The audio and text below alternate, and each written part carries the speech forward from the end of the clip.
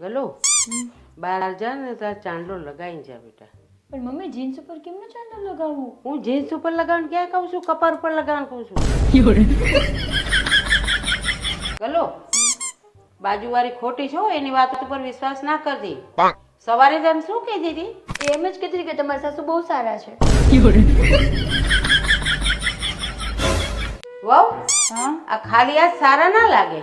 હા mummy phone charging માં રાખ્યો છે. એ બુદ્ધિ વગરની એનું નથી કહેતી, બંગડીનું કહું છું. વહુ બેટા આ તમારું સાસરું છે, બોલવામાં ધ્યાન રાખજો.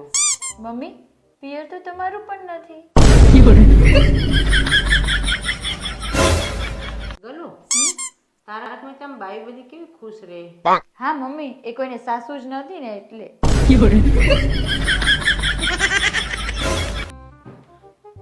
સદા ખુશ રહો. તમે રહેવા દેશો ને? તમારા સાસુઓની તો કેટલી ડિમાન્ડ હોય છે કે બહુ નાની ઉંમરની હોવી જોઈએ, બહુ ભણેલી હોવી જોઈએ, સંસ્કારી હોવી જોઈએ, દેખાવડી હોવી જોઈએ, ઘરના કામકાજમાં માહેર હોવી જોઈએ. હા બરાબર. અને તમારે લોકોને એક જ વસ્તુ કે સાસુ ના હોવી જોઈએ. બેટા વિજય પેટમાં હતો ને મેં જે ખાધું ને એ બધું અત્યારે એને ભાવે. બધું બરાબર છે મમ્મી, પણ માવા ઓછા ખાધા હોત તો? ભાઈ નાનપણથી આપણે ભણ્યા છીએ કે કલર 6 હોય. આજે આ મને નેલ પોલિશની દુકાને લઈ ગઈ પછી ખબર પડી મને. કોઈ ગણતરી જ નહીં. મમ્મી શું કહું હવે, જવા દો ને.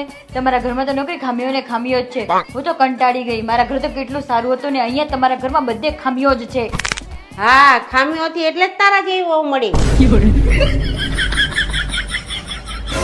મમ્મી આજ ખાવાનું તમે બનાવી નાખશો? મને બહુ માથામાં દુખાવો થાય છે. આ ખાવાનું તો મેં બનાવી જ લીધું છે, પણ જુઠ્ઠું ના બોલ. તમને કેમ ખબર? બેટા આજ ખાવામાં શું બનાવવાનું છે? વિચારું છું આજ ઉપવાસ કરી લઉં. કેમ ઉપવાસ? આજે શું છે?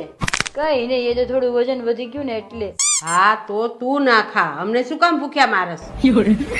મારે ક્યાં ઉંમરમાં મિસ વર્લ્ડ બનવું છે?